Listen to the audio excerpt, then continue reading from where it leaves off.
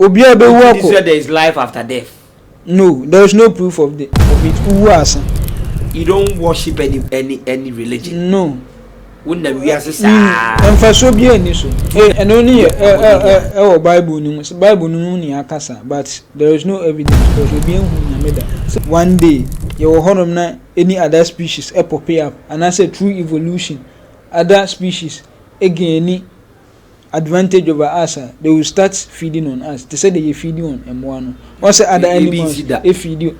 It be basic because at a point in time, I don't know if you know the Neanderthals. Nyame be boy ho ban.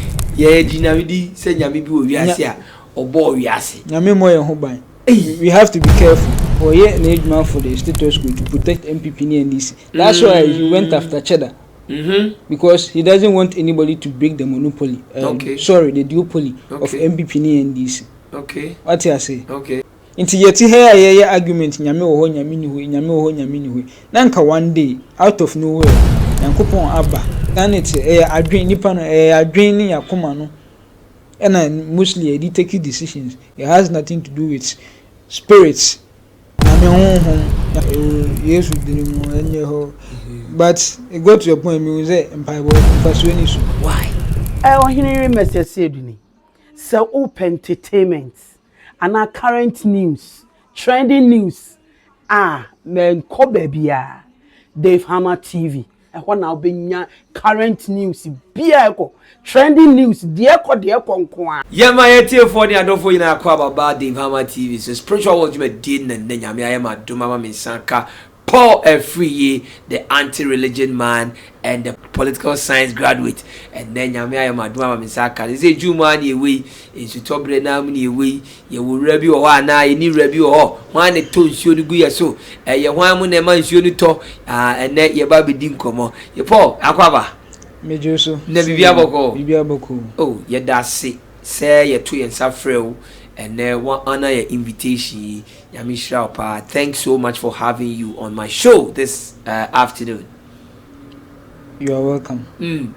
Na baby Afriyie what boko dey? Bibi aboko na hanso e. Hasu boko pa. Na mati say we political science graduate, right? Yes. Okay. There's about politics what kwadari mu pa. Kakra on say we are still learning. Even Okay. Though, certificate needed. Okay. But we are still learning. Or say when your master's PhD. But even after that, we have to continue to learn because we can't know it all as humans. No, the reason, the only way we can get to know more is say we will continuously learn. Until learning is a part of us until say you be. Okay. Yeah. Mamincha, yes, sister, yeah, baby. My wonderful friend, yeah, baby, all the way in California, yeah. Say, baby, aboko, yes, me say, baby, aboko. Ni now from Ohio, I'm a homeda, any Ben, ni, FN King, yes, and Mr. Kojo Asamoah, and Mrs. Harriet Asamoah of Precise Mobility. Company ichiamu minisi bibia boko Ohio for medamasi say ye ba abribia New York for me film Bronx for ichiamu OG ne Paddy's man ne won wakajida ya bishamo as a political science student as a political science graduate o she Ghana say Oman Penny John Dramani Mahama ye dia am memoni share ni sano. How do you see things? The eternity from last 8 years, or let me take it back to since 1992 or the Fourth Republic, there hasn't been any really big change I ever say about in our lives. I'm getting close to 30 because me school I was around 25, me school 2021. Yeah, so that is close to 4 years now until I'm getting to 30. Wow. Yeah, but we hear me. Mean to me, if I'm my life and compare with Bia, you won't in the US, and I say China, and I say Malaysia. These are some of the countries, and let me, especially Malaysia, Umugini independence with Ghana. But look at Malaysia right now, look at Singapore right now. They are doing far better than us. You tell them say na idea grow. Into MPP or NDC, the eternity. I see. Yes. According to sources and according to facts in the dailies, the petrol has been reduced, the dollar rate, now the cedi is appreciating and the dollar is decreasing. Don't you think, say, a businessman and amount for one here, Omakaka? Say, amount for one here, ma, Omobeka, because there is a saying by Diego Simeone, a coach for Atletico Madrid in Spain, or Asembia or say, time is the greatest architect of reality. In this, Yatifu also, that Sydney appreciate economy ni ba for time will tell. You be say ampa, nti your mamre, emre, ni enhwe. So for now, need the mean to me, cause okay. Okwa bontia. But dear betting, it be torn 50 cedis, it be torn 30 cedis. Full plantain, it be torn 100 cedis, 200 cedis. In this, you're sitting near my son, say, one here. So you mean it's not reflective? And yet, yes, it's not reflective. Young kind of crano and chair your home as a people. I see. Yeah. Okay, let's look at our social commentators and political hosts for a bit is Kelvin Taylor mo, a bit is Okateche Free Farmo Mugabe mo, Diana Wakafa and Semayana Kofo Kafa Okateche Free Fa say or ye Jandam they are no ye. What's your view on his thoughts sometimes on the airwaves? No. Okay, personally, me nyane fan. And even though me videos now and some of the excerpts but I don't really pay much attention to him. Because one time he made a comment about Nana Kwame Bediako Cheddar. Okay. Say when you sika and we extravagant and to on and yet the way I was say will be a when you sika because it's not a good example for the youth, which is wrong. Okay. We live in a free world. We live in a democracy. Exactly. Because at the end of the day, the oil, it doesn't go it doesn't go against the law. Okay. Say Emra, it's ya Emra nini bidi. Into some of these comments, I think say they are loose and careless. Okay. And such a person, we should be very careful of them because most of them, they follow their personal interest. I see. Yes, most of these people, Gavin Taylor, Okateche Free Fa, most of the political parties now, yes, and they follow their personal interest. Yes, and they work for these political parties, MPP and DC. Omoya Debo this country, you should be very careful. The media, they have the media in a chokehold. TV stations and radio stations they are owned by politicians. Not all. Yes, and Americans say there are some. Yes, they are owned, and then a few ones now owned by political parties, no politicians. No, some way somehow, no, they've been able to infiltrate. Okay. System. I like that word. Yes, infiltrate. Wow. The system, no, with boys are parody as journalists, but they are working for political parties. No. Okay. Yes, and through their comments and any symbol or mokikano. And I'm say no, this guy on your credible enough. Yes. Yeah. Until we have to be very careful and then as Nippon will say Yamaya Adwin because don't take it hook, line and sinker. Train home. Nature said they are all can then we take a decision from there. Okay. There was this story about a fake doctor who call and sans daily or what Okateche Free Fa be expose, so if we say for only interest, why would he expose adia kutia or mine na ke babema ababa oni post now with me alert the government say there be ababa we she's not what she's saying she is on your doctor say mo this position be man and to assume my president revoke position and no person demand. Don't you think say why your country a good service?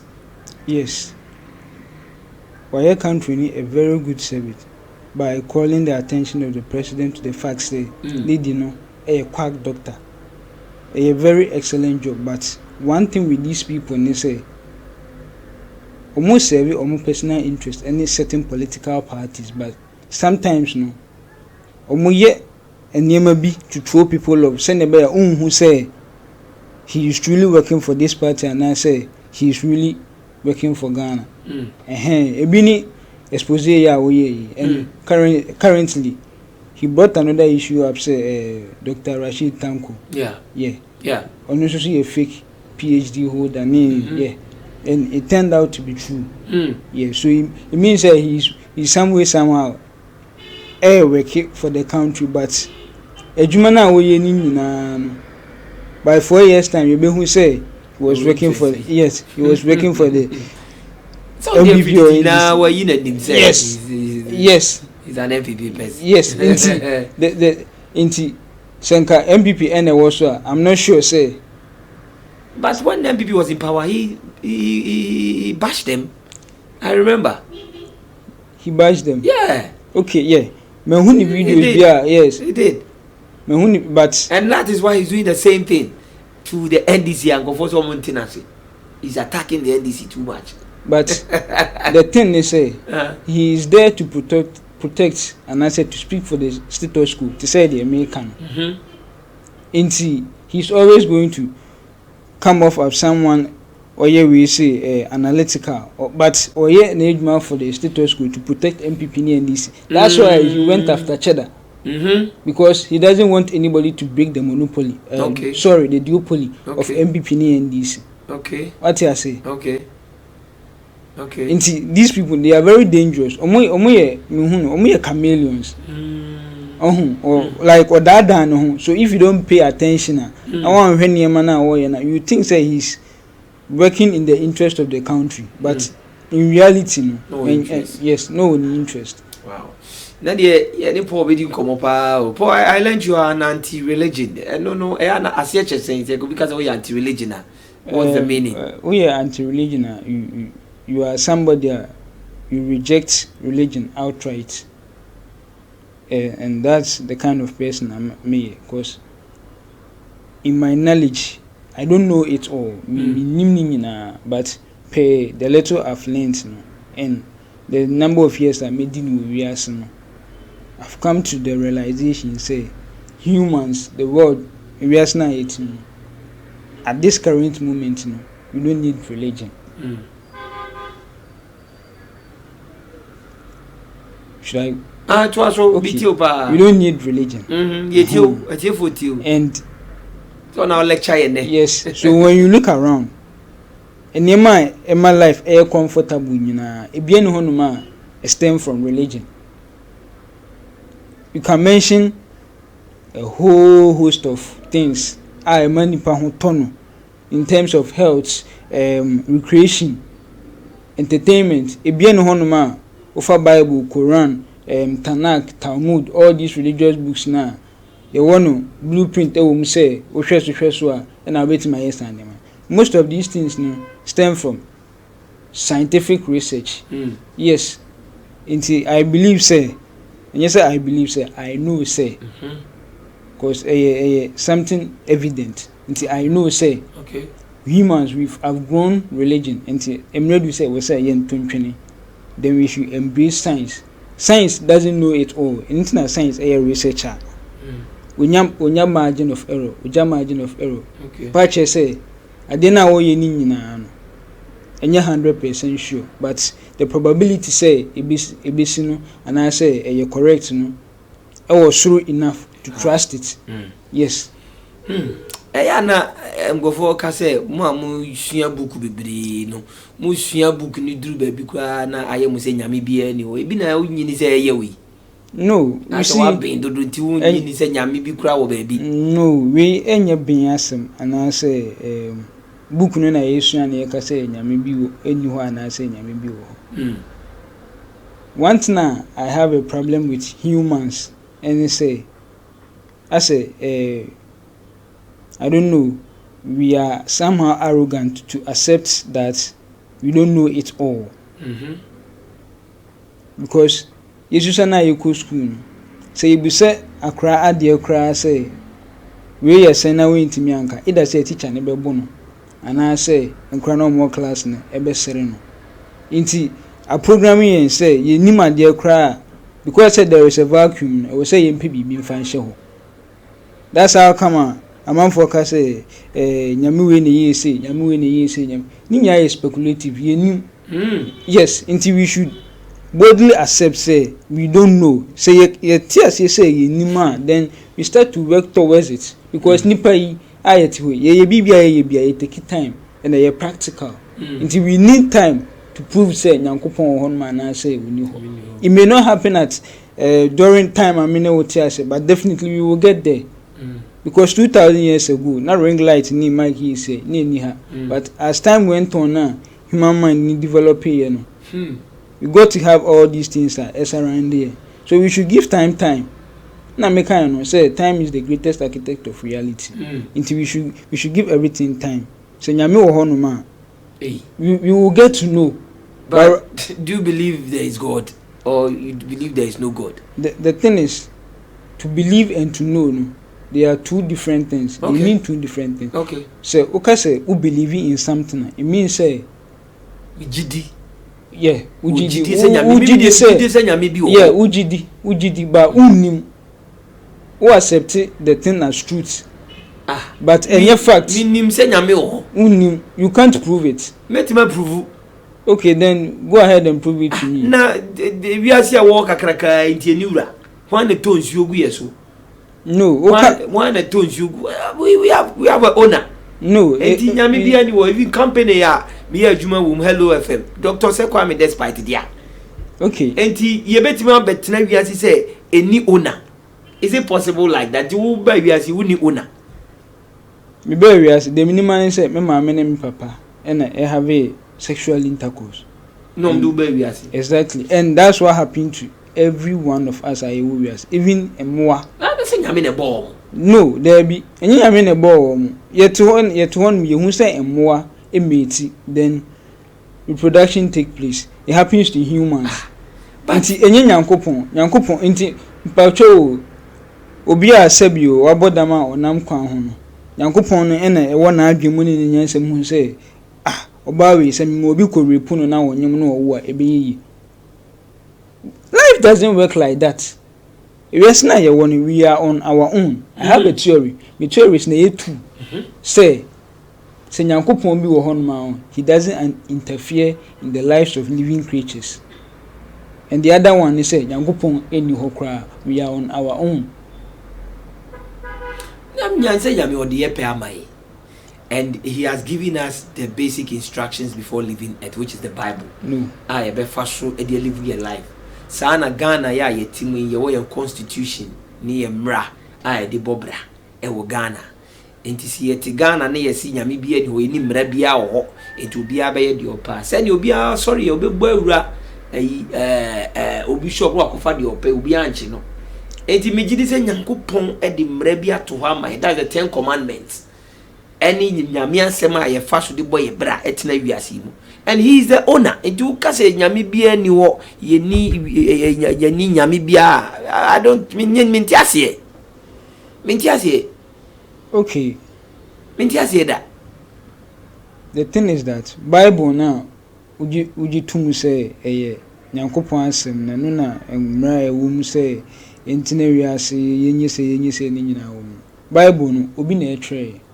And in the Bible no in quote the God of Israel, and I said the God of Ewe, and I said the God of Ghana, and I said the God of Ashantis, the God of Israel. And a specific group of people be omunya me ho asem and a Bible new. Wow. I don't know say me no me ni eti hey ubetimi aka chem say who belong to any tribes of the Israelites no, the 12 tribes of Israel, you belong to one of them, and I say we no. We name tribe who belong to in this country, but definitely no. And now one of those tribes now is Israel. No. So Bible no, it has nothing to do with young Africans. Any year before, sorry, I mean Israelites. No more almost Israel Jew for now. Moji Bible need. Yes, into empire and let me tackle this say onu ne bo wiase ni we say ni there is no evidence I say onu na ebo wiase. But in the beginning God created the heavens and the earth. Sani atwe no Bible nim enu nche say yampa. Na the if you wiase na free one buy. Wiase na free enye say free ho na buy. Enti na ye timinye nipa na see. Enti na me say have grown religion. Enti the best source no is to pay attention to science. And science am who say hey science if we mo din sem beba wiase o. Enye say ye din sem beba wiase. Science can specifically say na happen here. Ema wiase e buy but almost see based on the evidence now available no. Pointing to the fact say something sort of a big bang. I don't know if you have heard of the big bang theory. And when the man wiase na e buy a single cell structure. And when the man wiase buy and so obi catch him say Nyankopon ne bo wiase. I can also argue say single cell no so na e bo wiase because according to science no and wiase ma way science am enough evidence of the nearma why in terms of medicine yare technology how to even navigate on the sea any in space ne sane ma nyina am who say science cars ma yenjindi. Hey, I was your Paul Afriyie, the anti-religion man. And then the MSM friends with the Messiah. I see. So far, there is no evidence in major say Yami. So who makes us sleep and who wakes us up? Obody ne bre. Oye adwuma na obra. Obody ne shut it down. I had the cell phone. A low battery. A be shut it down. Our way of recharging is say better. No any ati to cell phone a low battery how the basic charge new way of recharging you boot it machine yeah machines hey but we work in a different way you wakuma say machines ne bia won engines ni CPU you wakuma you will brain we are machines yeah share so ne dia yes aniema no nipa hwe so and omodi aye sa na ema no minim nipa bia obetimi I operate without nakoma anase na adwi minim nipa bia and minim any machine obetimi operate without an engine patrol so at the mechanics we are just the same as machines. Wow. Yes, you share so near the machines because that's how machines operate. Stand use you operate or say ade bia operate bia enya engine de neura yenura asin yenura adentina say ti asasi so adentina was purpose bia de entina ba asasi so pacho adentina was say yenyura adentina was say yenyura that should be the question I was saying ka esi abontin we e woni wura ewi asibi bia woni wura edan yi ayetimu yi building e woni wura Ewenura all right because nipa na but areas no so far the number of years close to 5 billion years now earth no exist no obian coming forward to prove say areas na ye dia because your physical form so catch him say who nyankopon bi na nyankopon in a spiritual order so nyankopon no on the bo areas ampa ni tumi no enough say obeba into physical form ama me hunu then it kills every doubt I me what the mechanism it was so because so only akra delia unim nyansa chen akra no nti enema bi wo hono ma akra ne ya wo ebeya osire nti the only way obema akra ne hu say the oil na enya na say obetima shut ne down ne say obeba into akra no the way osi dwene no mana te wase inti yeti here argument nyame wo ho nyame ni hu na nka one day out of nowhere nyankopon aba then omeye hu say we say ne faso yeze no abo nipa in fresh form to say the bible ne kan am obi ehu waya anoma waye we am obi ehu then it kills every doubt nka komo we ayedi nyina ketu atwa Oh, into ye new, we should accept say ye new, and then life will be easier for us. Then we will start to find a way on how to see say indeed say Nyankopon be hon man I say we ni hon. So why are you in this world? What's your purpose in this world? Life no obi any purpose. Hey. Ya wo to hon ma. O ma me na be ka twa say oh me buy dey me hwe na wonim ball cause say na we si ball ni we nti e bia obey footballer. As time goes on na wo nyini no. Onsu hu ameka say oh me so me course me ya dey o ma atu nti ma me course to konye engineering. Okoye engineering na hwe na say engineering na edina. Otimi jai akoye business administration and as well akoye law.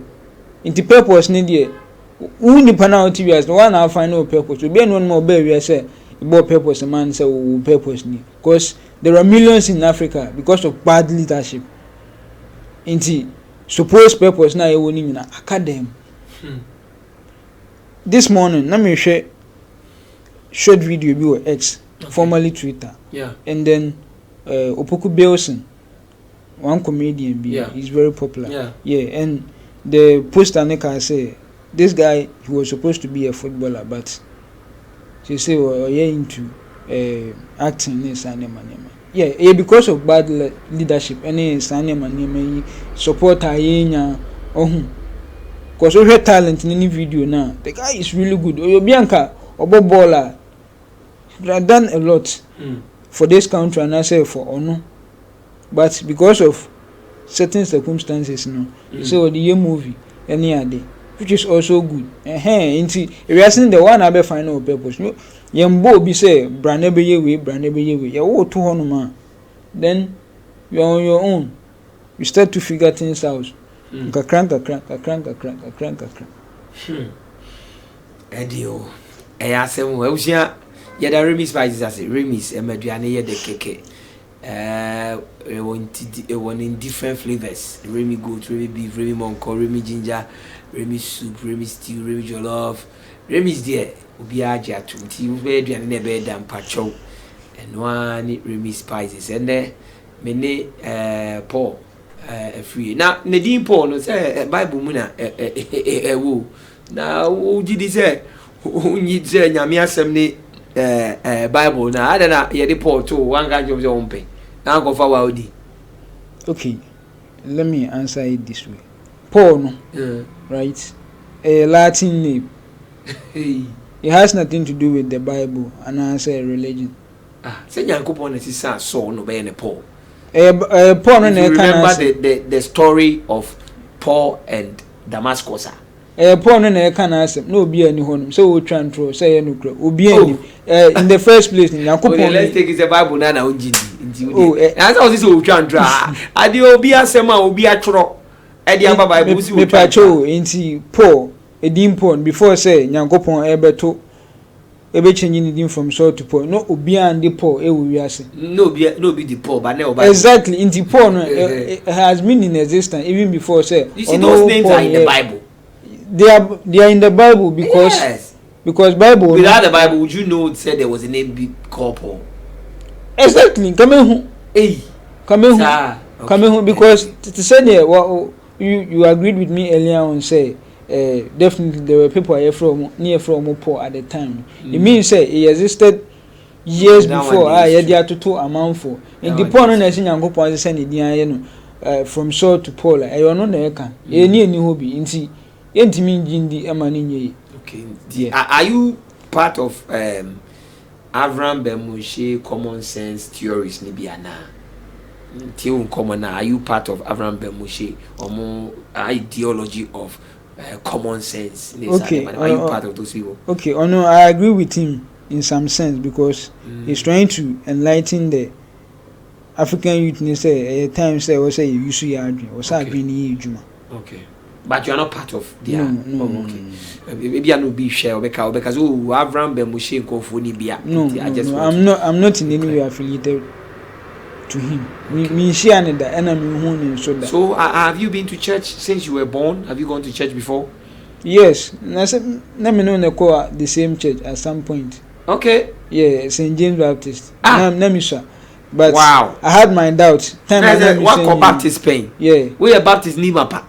Me Baptist ni. They say the only Baptist. Debi. But all those years I had my doubts because on say who shall cry to me because I said Nyankopon wan e wo ni sa question. These are questions sir. They should have allowed us to ask, but no mo kan ye. Why can say? O maami ana o papa na Sunday school teacher. We ka just say we dey odwene ho abeboda mu. Oh, but so busa ya ko be kire o be. O mu nkire e na me kan the answers are the maami no. Nti busa wa Baptist ni ankire o. Yes, those days Sunday school. And a Baptist Sunday school teacher 90 man church room. Yes. What kind of question did you ask the Sunday school teacher with man church room? Say Nyankopon papa ne ho ne maami ne ho Nyankopon wo ebusuafo. Oh my God, is a spirit. No, onye there be wo na wo kan nti wo pese wo ka chemse Nyankopon pese spirit e be dem hu say Nyankopon me njindi keke. No, you have to give me some evidence. What's the mechanism? But o man kasa eno ani say questions we dey odwin ho abeboda mu you are dream free so. Oh no man kanom da kata so na. Say nyame oja nyame oba nyame susu kokoro no ontimi ntiase. Yes, because no crumble I have a problem with it because your friends at the Trinity no. Yeah. Philosopher be na ekwan no. Your friend no Tertullian or Italian philosopher. I see. Only the concept of God in three no ebae. And even the days now was starting to propose that theory. He had a lot of backlash. People push back near it. But finally, no, people began to accept it. So, untimi njintum say, Nankopon ba ko na wo ye tro no aye ne ba wo ye ne ba ne de ne papa no de outside de honhom. It doesn't make sense. Because Church of the East at the time no more Syria. Any those churches no more Antioch. They rejected his theory because it doesn't make sense. Ukase Nyankopon any Jesus Christ pa. It doesn't make sense. Ewe then I cry any papa ayepe. Because even in the New Testament Nyankopon no sorry, Jesus Christ in some parts no e ka say oni Nyankopon enye pe because eneme bi won ma onu onima sorry ni papa ni nima onu onim. But these are spiritual things. They are not spiritual things. They are spiritual things are foolish to the ears of those who don't believe. And I make I say these things no they were proposed and written down by philosophers. People odwini say into or try to honor for people to argue out and say does it have substance and I say we see Inti say obia adwen say e lack evidence we cannot accept them say no cre because I don't know no cre from the right goer from the word goer and ka enya pushback na enya in those times yeah and at what point in time and now just sorry and what made you stop church? Okay me just sorry around 2011 because my sister had a wedding. Then we wanted the church, to come and bless the marriage in a Sunday, but Omoka say onyum nessa obey wedding there. It goes against the church name maybe so. I see. Omunye and Nana onyum swampa. I don't know. Okay. Me name say no, but those were the excuses. Who nearby? Yeah, me nearby. Dema and now what's that? Sorry, ni babe ye. Blessing. So into okorenti pastor 8 years nika. Only kuno ema pastor ni na eba bishia. Oh, it doesn't make sense. Which was a Baptist church? Yeah. Yeah, a Baptist. Yeah. Yes. In the year 2011. Yeah. Yeah, so far no one first, Yes. Okay, say unia ba na nyem. Yeah. Enti se obeware a enye ne kwanso no. Yes. Etia nyame mra. Enti no ma be o ma be blessing. Me nim that say nipa nyima ye boni. Me nim if it wasn't at that point because the kind of logic some of these pastors and religious people give in their defense to certain actions upset. Say was your worry and son wanyim.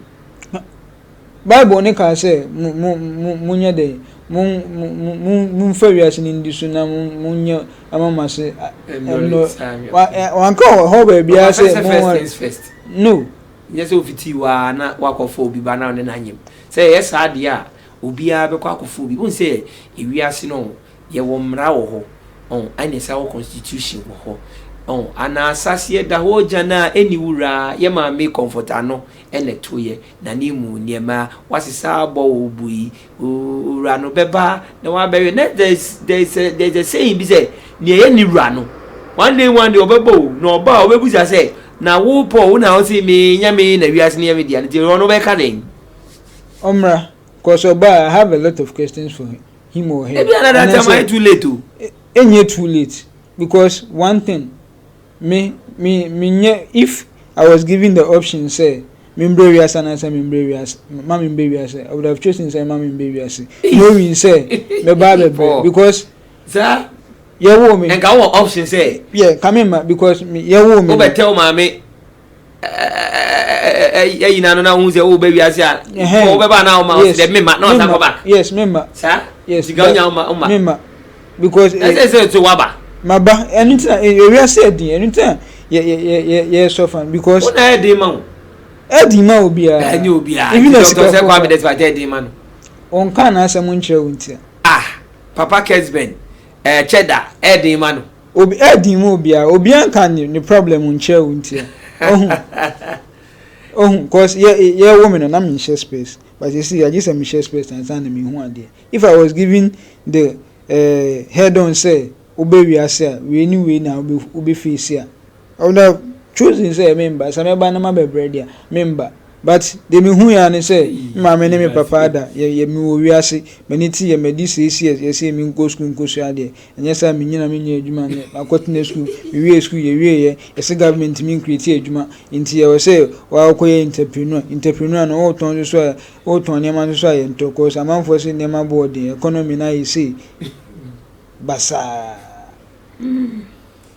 so ultimately if I was given the option to choose a member and answer my member interest na ye buy no enye out of obia will and I the buy when it see na wo han no say whether open na o ma me no papa na ekwaji o mani and o mo resource aba yes indeed sanity ndi usu di nipa ba wiase okay and only a me decision say me if I get to a certain point in life na me feel say I have what it takes to have a kid na meet me ahwe no na ombre even if I die I will go ahead but okay as life goes on so as time goes on as me when I say mean to me I won't force myself because there are millions of people in movie I say we decide to say omo moba because omo conditions no don't allow them to have kids maybe I will need ska o say obe wona ni ba gise o ko brain ni sanema nema no on cause on bezo obi bebe wiase no abebre it makes sense.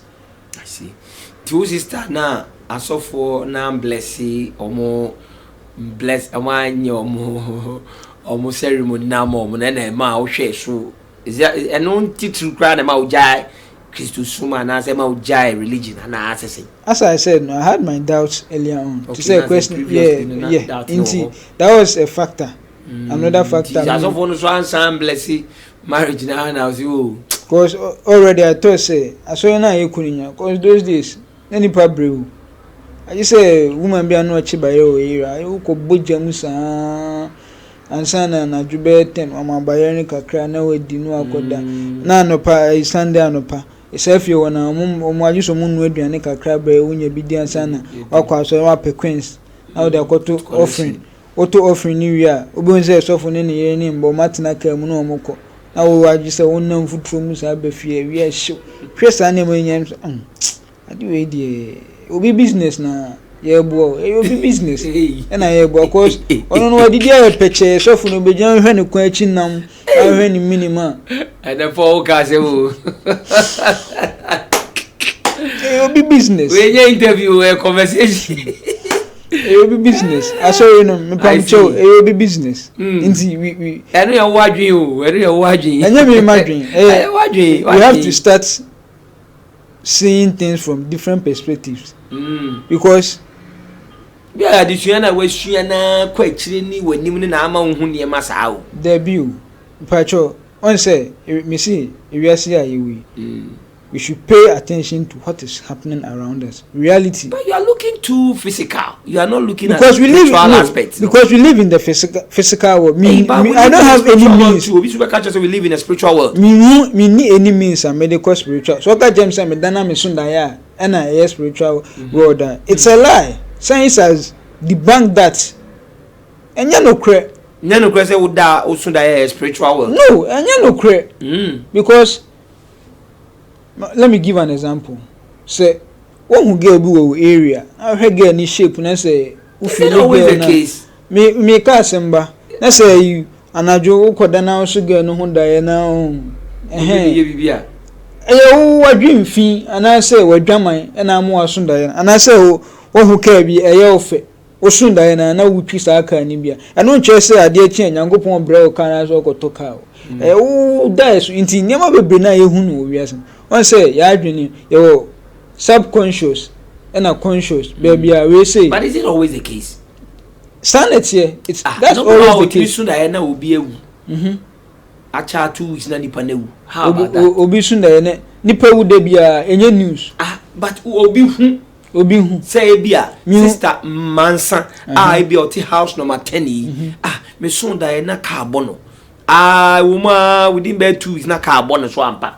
How did the person get to know? Through the dream. In my personal encounters in life, me who be that inti. Maybe who be okay, I won't know. Inti. Okay. What else? Because there was maybe such evidence nowhere. Won't me mammy evidence. Obeka say ni panon the kind. Young Conco Bisa. Me won't be paying. There is nowhere the Paconi recorded dream. I'm not for a bit me the omo comments about. So what should I be, sir? Send your comment. Only probably Brasusa enemy. And I make yeah. If there was a way you could record dreams, then I would accept say the okan somehow there is some truth in it because I recorded dream net that honor into a baby dream, you know. And pass say what die or soon die. Yes, because so do you dream? I dream. Okay. Obia soon die. You also die pa. Yes, and but what are some of the things you see in your dream? Mostly say makwe juma and I say sometimes obasunda mate bia wonu no go school sala sane money and na ehun ni daily you should na okwa ejuma but you are not working.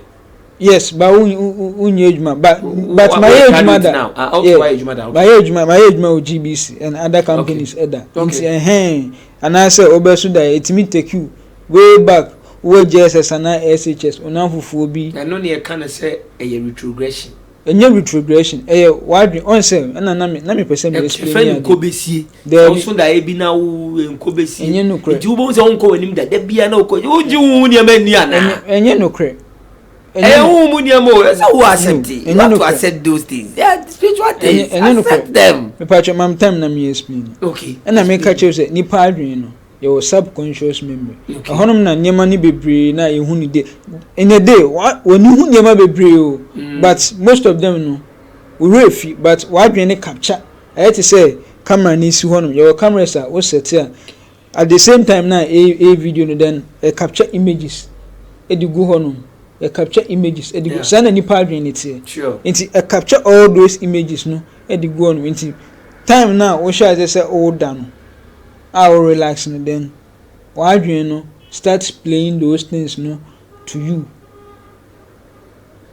into the random no we say utimi sunda na bia US meanwhile Ghana but the next moment no what pay dan be there be na there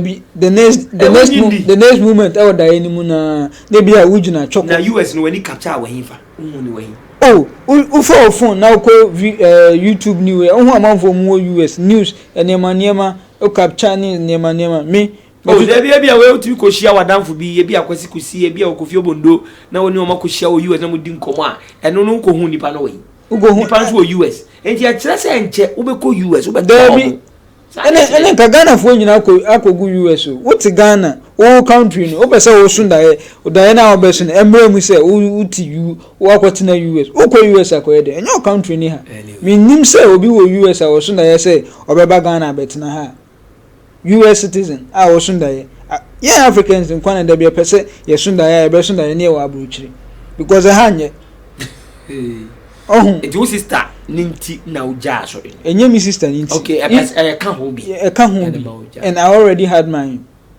doubt then unko sorry bi no unsi asori dem no SHS scramble because of a sorry na me spend weekends go school me dwane abefi due to that level yeah na me complete my say so Sundays Saturdays what do you do wa onye SD ni wa onye Hare Krishna ni wa onye Buddhism wa onye Christian and who do you worship? Me worship you bia. Why do I have to worship something? Me worship here. Weekends na me wo remote job am here, so I'll maybe me MacBook me yes ejuma no after that me hear football.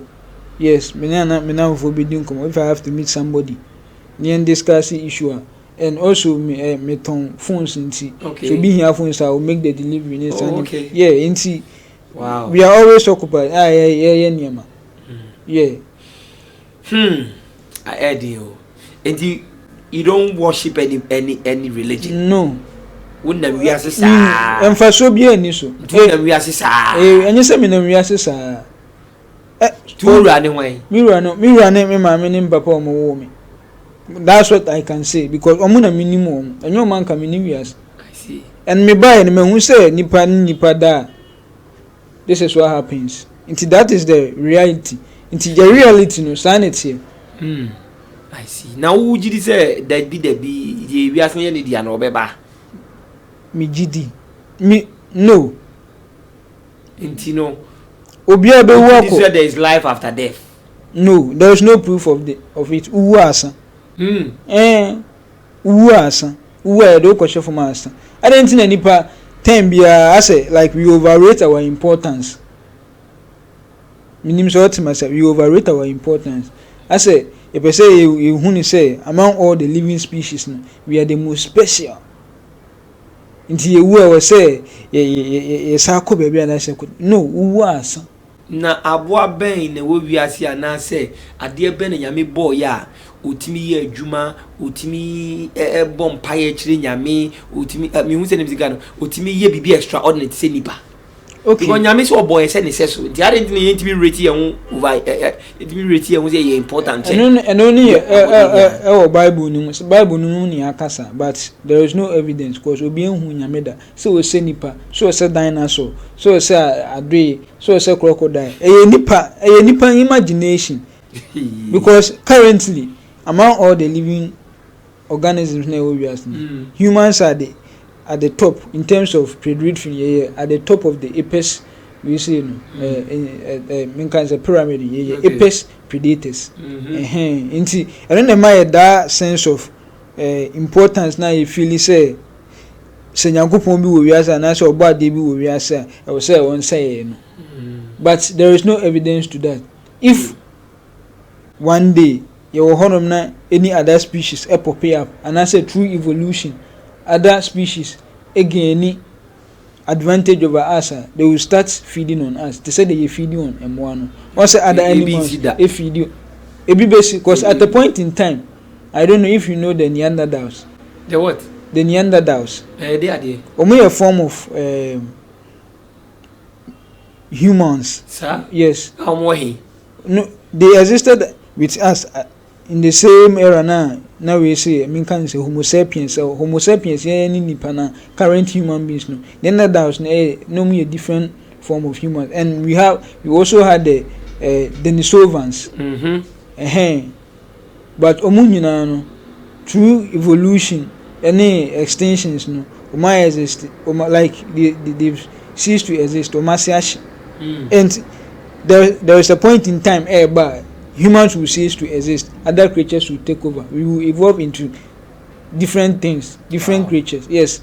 And science has proven this all over. There is a lot of documentaries scientists are spending a lot of time, energy, resources into them. I wish say people should find time and watch these things. And I say Mumbisa scientists. Yes. There are scientists that after all this, they believe say nyankopon and your more personal discretion. Okay. Fine. So would you say Nyankopon or obiani won any issue, but you should be able to tell the fact say even though me gidi say Nyankopon e wo hono me I don't know but me gidi me adwin me conviction and e wo wadwin okay there is a possibility say at a certain point in time e bia ene ana wo chan yeti minim because you don't know what will happen the next minute. Yeah, something will pop up greater than humans will be able to prey on us. Yeah, possible. Possible. I'll be free you now, I'll be free now. Aye, Paul Afriyie, at the village man. You won't grab a shame. Hey, this is the reality. I was saying, yeah, accept it. If you accept it, then you'll be able to live your life. You won't say, me as a human, I don't really matter in the grand scheme of things. Wow. Yes. Because one thing I need to pay attention is planet now it is always trying to kill us. Living organisms now according to science, 99% of all living organisms are living on the earth in its existence are into extinct. So yeah, we this is something I will say who you say at any point in time. As it me as it is a live life now. You should live it to the fullest. You any cause who name the last step. Who bet me who at Timoninje who is cow, who is cow. Moninje. Yami boy on by. Ye dinamidi say Yami bi we asia or boy we asi. Yami moye on by. We have to be careful. I will say ya ni tutu ya namunyi. But there is one thing you can never be too careful. Because who take care no, you don't know what the other person and so urging. Then you know when you have to be on the lookout for these things. Sunday reality. Nyami bi amboy ho ban. Nyami bi amboy ho ban. Epacho adentina amanfo kwatina kema omo bompa but still na kanu kunya accident omu even though we can go into analysis analyze how so car accident depending on how it happens say your head on collision depending on the impact driver no will die first whoever will in chain will follow to and to time go to a bigger to the point intensity of the crash will reduce. Once say ade body be man intensity spread there air conditioning na ojo anything na normal mostly cars are any accident especially buses long vehicles any accident omo most of them are surviving enye nyankopon bia na bo bia ho ba intensity of the crash anyhow it happen so bo seat belt cause obi one ma take your seat belt me hu bi da one time na me free Accra ebe Kumasi na school yeah na me ba abesra me mother and then the driver no try to be make you over taking but the other car no person be in and then one trailer unity into driver ni bo breaking one woman or TH I was sitting on last but one seat no mbo seat be etwe no saa de no call driver na nim honum say ekobọ honum say kim your friend in inertia in science and no sa no senka a head on collision the possibility say obewu no e wo soro and so obe plan e wo soro yeah into wengu because the accident didn't happen but we pray kakra okono ni nsa ebo seat na yesisi wo no asini say yeah into wunyi ni say nyame ne hu mo bo say wotika ni mti opese wo hu na ni monyam intina there be a driver na wo ba no hu ye cause no way chi into he saw what happened. And be drawn attention. There be or pay attention. And enya ka twi na nyame abofo metwe. Now what ade wo is a enya ka twi na nyame abofo metwe. If you say omo na be mayen awareness ami aye bibia then humans they so nim fa so. What am I say? Because there was a time bia na me car earlier on say I have a theory say if there is a God and I say Bibia ebo we say he doesn't interfere in the lives of humans no. Because so onu the bo we say o interfere into say Bibia nia enti na wo mai adwen no. Wo say enyu so adwen no. to driver ni na use na adwen hu say o say me nti me speed so kakra yes say me kwa me kum nipa yeah the sanity adwen nipa no adwen ni yakoma no and mostly they take decisions. It has nothing to do with spirits. Nyame honhom, nyame abofo, nyankopon ni wo fa ase no. Bibia ye nipa. Bibia ye moa. Emo nyina. Bibia adwene wo mutirim no bia use. Enti se ebo obi dua na ye see spirit bi anya na. How do you see that one too? Sane mani mi njindi.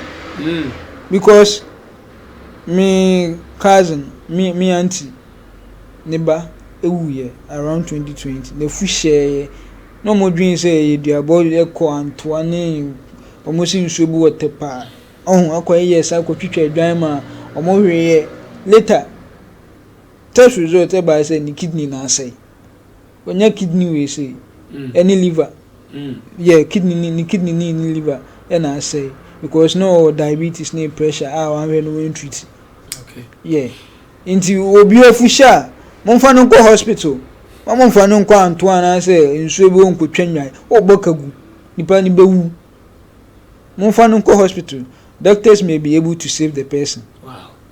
Wasua de na me de sala me hunu adesua no do so nti ama onje honhom ne mendi sa science for no sa no mutie omusua de ni bibire aka hwi a omuntie sa na me hu bi de me hu no because sisi u kwasori na obompai were you praying to God? Yeah, some kwasori na sa na ne a chemi nti na ube endi na okase den so almost say oh endi pa kase Yesu dinimu enye ho but it got to your point me say empire boys mfaso ni su. Why? Because uti hey some of us ya bompa ya amanyame ati obompa ya amanyame ati ewo na woka ewiase bompa nyame ati down ewiase ya yewe. Let me answer the question this way. Ewiase ya yewe say ubenya bibia ana say bibi beba wa akoma nipa ene beboa wo nyame na nsa nipa dabi so wa mie wonu anka nchen say jamisewa oh ene de me ho fami ana say mesewa me hieska kakra de akoyewe ya onim oti on onim say wu hieska ayi say bia there are people who observe nipa to mutimi hu say oh bro na nsen onu ampa wa slow ade nisika sam kofuma na say tu obi a onka venture obi a ohia ka nyame afa obi so atoka ache no da dabi bi da dabi me de me hu bi da eya wo na wo ka me I have an evidence so I have an evidence wan kan kire obi a wan kan kire obi a me hu bi da ene munyankopon no me hu bi da cause so uhia ka you have to tell somebody say uhia ka and I say nipa kro na best idea hu say oh nipa emene na asan ya chewu me wo sky wo say metimi atoka ama me hwe na me toka ama na nani beje cause nipa ya tiwiaze obia enya ka enti hu say ya to obia toka ache me kra masi kra obia toka ache no ena meka no wan kan kire nipa ko so ohia ka ena meka no say oye sofu nipa ya tiwiase nipa na meka na asem no o wa homa no so sofu mi mo akwa baba Dave Hammer TV so ye di achine kakra bi wa hasi na madam fo baako ena wo ka say won hu say obi abompa ya akire nyame ama obi ama nyame ayeda na ope bibia chi say wo ko ka kire nipa na ansa na nipa na ya ama na nyankopon de wonye bibia ama nipa chi say nipa no ko ka kire nipa no ana me se mimi ni mo obi atoka ache no wan ko ka kire nipa no say won to ka nje no and who your testimony is it true? Yes, the back of that nipa be. Nipa na o che o ka no na o ko ka je nse ohia ka. Yeah, be there. Some them kin baby. Menene from of brand that say ohia ka. Ana mint menene go dis anko bono kra. Ohia ka. Tanya obi na ko ka je ohia ka. Oyi wa hobo a na aboto ka aboto. Me to Easter Saturday. Babo no me kwa so. Na me call from Takwa. JD ko malo ka say. Oh, I gave you a person. I think it was a catch them.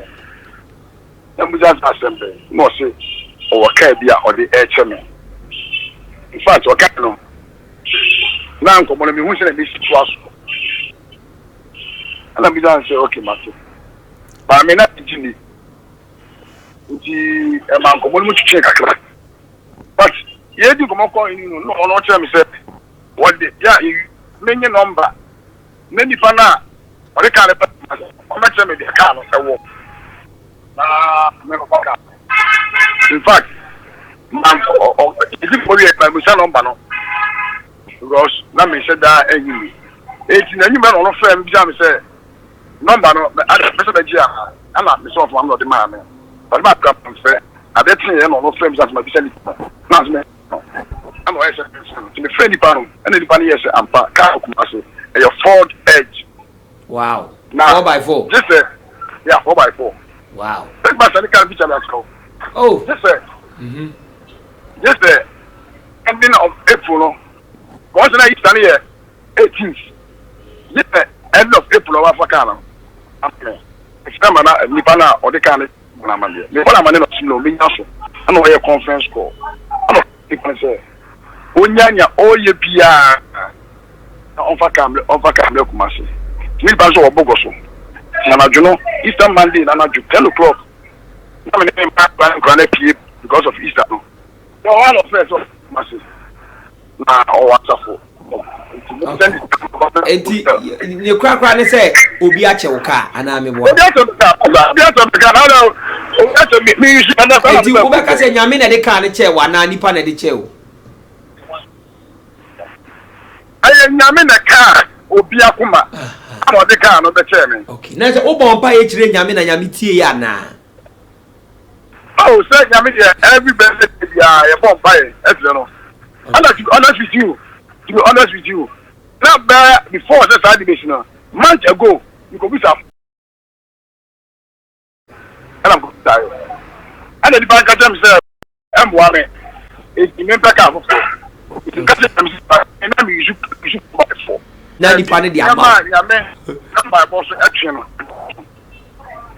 man tia sesa nyema the number boss tipi ya me hono baby uncountable. Okay. Yeah, that's baby. But me we are me for why wada Roma. Enti me dia me hu bi. On say ya also pe evidence.